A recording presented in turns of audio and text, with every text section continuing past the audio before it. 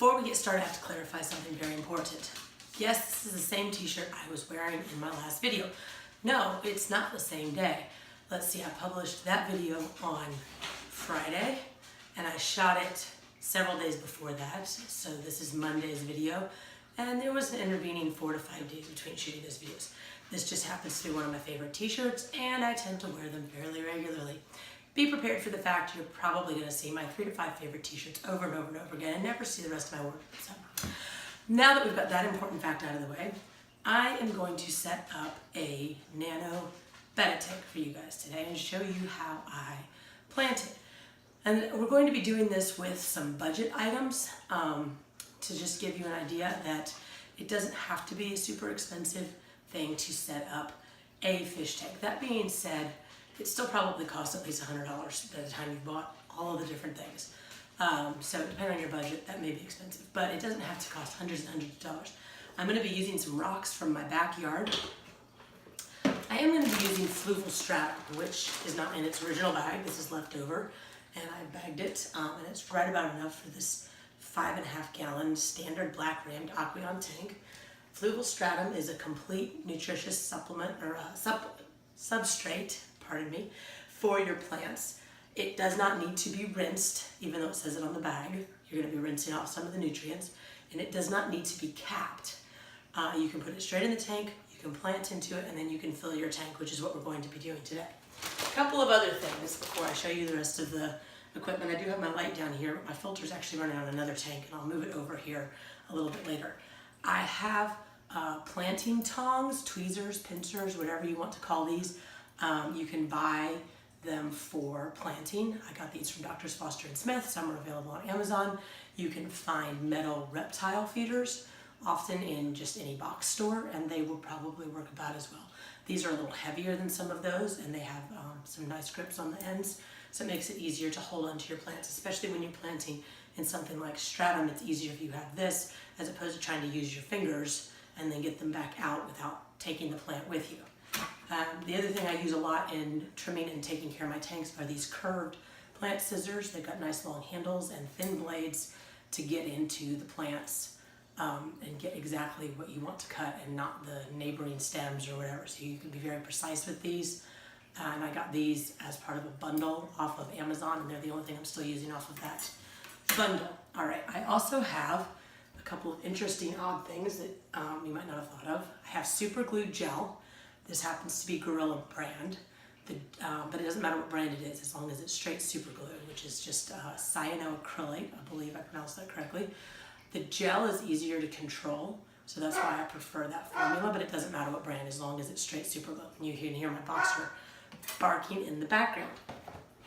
And then Glad cling wrap or any plastic wrap. This is going to aid us in filling the tank without having a lot of dust and cloudiness. You can get a pretty clear or even very clear fill depending on how slowly you pour the water on your first try.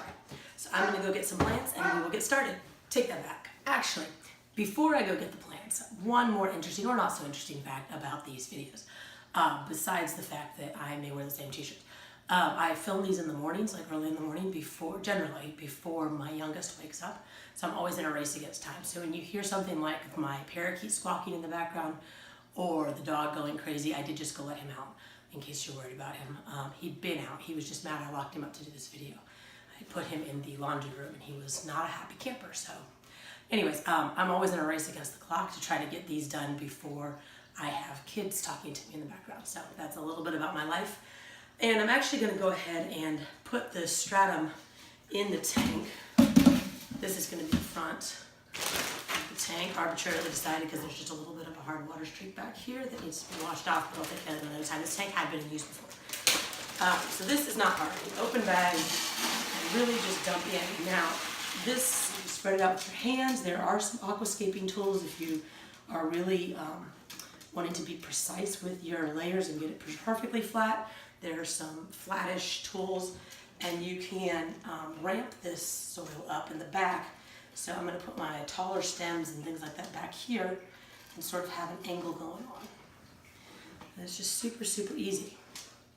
So just like that, your substrate stuff. I'm going to use these flat rocks from my yard maybe not ideal aquascaping rocks because there's not a lot of dimension to them, but I should be able to get some of that dimension by using some of these smaller ones sort of in the substrate that I can prop the larger ones against. So I'm going to stick some of these down in here and kind of create a little bit of a wall. That'll also help the substrate stay stacked up. And these aren't very heavy, so there's no need to put anything else underneath them. You just sort of keep stacking.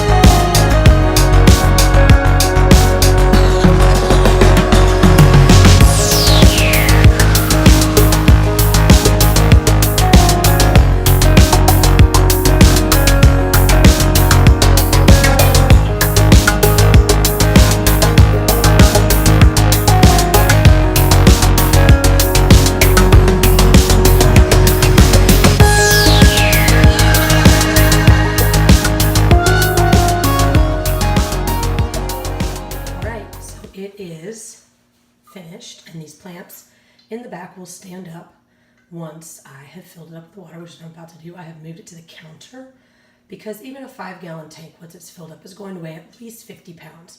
You can sort of take the number of gallons and multiply by 10. If a gallon of water weighs 8 pounds, then you add in a couple of extra pounds for rocks and substrate and all of that.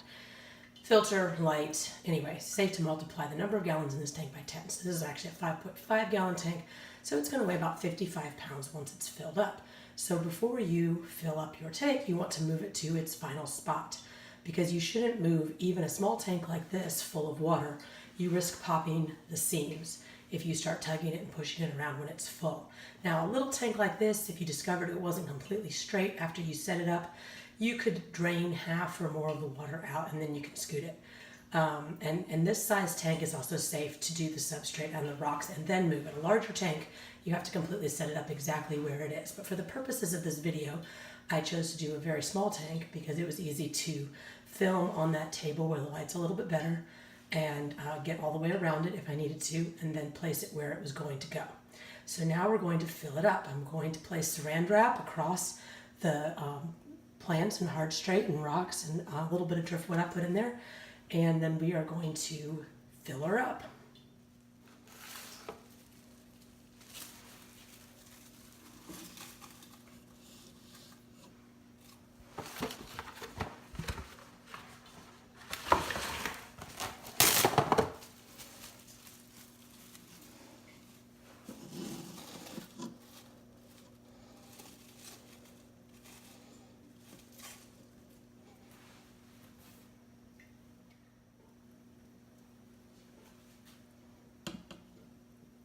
To start out, we're going to pour very, very, very, very, very slowly, especially at the very beginning. You want to disturb that substrate as little as possible. If you stir it up, you're going to have a big, dusty, muddy looking mess, and nobody wants that for a fish tank. Now, it would eventually settle and you could help it with water changes, But it's always more fun when you've just created your beautiful aquascape to have a clear fish tank to look at within at least 24 hours, and fairly clear one right away. We'll see how I do.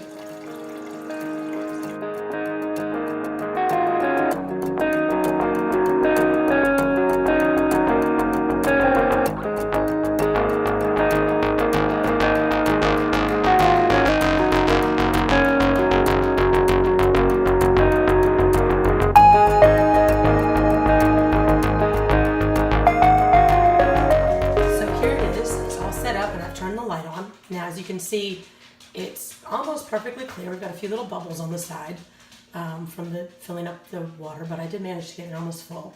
You'll notice that one of the plants I put in there is a lily. They're really too big for tanks like this unless you want to trim it really, really regularly. It will try to take over the tank. But for the purposes of this video, I needed something with a little bit of a pink or red for some contrast, and this is what I had on hand. Now, the other thing you notice is that I did manage to disturb the substrate just a little tiny bit. And so what I will do with that is take my planting tongs and smooth it out.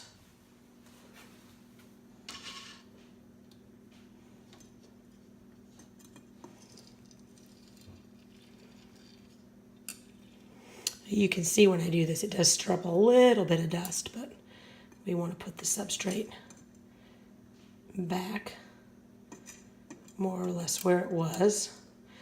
One thing about fluval stratum is when you clean your tank, you do not want to put your gravel siphon, if that's how you do it, down into the stratum. It is very light, as you can see, as I'm moving it around, and it will just get sucked right up, and then you've lost your nice planted tank stratum.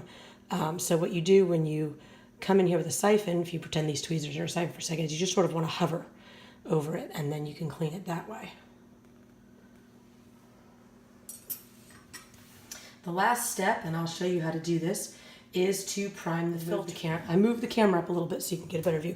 I've got this little a Zoom Minion filter on the back, and it does well for tanks up to about 5 gallons or 5.5 gallons, but it doesn't prime itself. So to prime it, all you have to do is fill it with water up to the top before you plug it in. Now, I have already been running this filter. I think I'm going to have to go to the other side. I've already been running this filter on one of my tanks, and so it is actually a cycled filter, and so I have added prime to my water that I'm going to put in here. I have also put prime in the tank because I don't want to risk killing any of the good bacteria. And there's some of the, I hadn't cleaned the filter actually, I didn't think about that. Could have rinsed it out. It has a little bit of gunk in it from that, but that's okay. It will clear the water up pretty quickly. And then we can put the lid back on it and plug it in, and this will be a functioning tank. And when you use a filter like that, that's already been cycled, it makes a little bit of noise when it starts up, but it is really quite quiet once it gets going. So if you give it a second. There we go. I waited approximately 1 minute, and now the filter has completely finished sucking water up and is silent. It will clear the tank in just another few minutes. So there we have it. We have a nice little 5.5 gallon tank that's suitable for a betta or a mystery snail, or possibly both. That can make a little bit of a high bioload on this size tank. So if you're going to add a mystery snail, it's usually better to put in a 10-gallon tank. I do have a mystery snail in one of my 5-gallon tanks, and that's the only tank I have a problem with algae. And I don't even hardly fertilize that one because the bioload from the mystery snail plus the betta is enough to create the extra nutrients. A better combination of things in this tank would probably be a betta, 2 Amano shrimp, and a nearite snail. That would be a really wonderful combination, and they would take care of, once you have your tank balanced out, because most algae is a result of an imbalance, once you have your tank balanced out, they would usually take care of any little gaps that might occur in your nutrients. Now, obviously there's not a ton of plants in here. They will fill in. What I have is obviously the lily, and then I have back here some nacris stems, one little rotala stem, and it was actually growing free floating in my plant tank. It pulled out when I pulled out the anacris, so it's sort of curly and has a lot of aerial roots, but it will straighten up in a day or two with the light. It's got that nice pink underside to it. It gives a little bit of contrast. The rocks have that lovely reddish tone. It goes with the red and the lily. That's why I wanted to pull that in. Like I said, if I keep the lily in there, I will have to trim it super regularly to keep it from shooting up surface leaves and completely shading everything in the tank. If you do have a lily, and you don't want it to shade everything in the tank, you need to cut off all of the lily pads it tries to set up, and it will eventually sort of resign itself to being a submerged plant and grow only submerged leaves. But then every so often it will still send up, at least mine do, in my big tank, they still send up the occasional runner and try to make a break for it. So the driftwood is just a little bit of manzanita twigs that I pulled out of my big tank. They had broken off of some larger pieces when I moved things around when I set that up. This is the bushier moss, is Christmas moss. The leaves behind it are Java fern plantlets. They're not very big, but they will grow, and they are all glued to the rocks. You have to be careful how much of that glue you use because it turns white underwater. So you either need to hide the glue very well and only use a tiny bit of it, or you can grind up some of the substrate and mix it with the glue so that it's brown and you can't tell. Christmas moss again in the back, and then this fuzzy, flatter looking stuff is a Marima moss ball that fell apart in one of my tanks, and it's just been hanging out in my plant tank, and it's doing fine. It just no longer holds the ball shape. And I had seen some fun ideas from Karen Randall and some other folks that I admire where they had used Marima moss balls sort of torn up and glued to rock ledges, and so I thought I would try a little bit of that in this impromptu demo tank. There you have it, folks, 5.5 gallon tank. And because the filter is already cycled, that means the tank is cycled, so I could add a fish to this immediately. If you have a brand new setup, you either need to plant it heavily and then test the water if you add a fish right away, or you could borrow a little bit of filter media from a friend, squeeze it in the tank, let your new filter and filter media suck up all of that gunk. It doesn't look very nice, but it works. And then that filter has the good bacteria on it. I actually did that for a client's 29 gallon tank with fish already in it. We ended up replacing the tank and replacing the filter because all of their equipment was so old. But I saved their filter media and I squeezed it in their pretty new Aquascape tank, made a big cloudy mess. But by the next day, it was all cleared up, and they had a tank that was completely safe for the fish that I put back in the same day that I set it up. Thanks for watching, and we'll see you next time.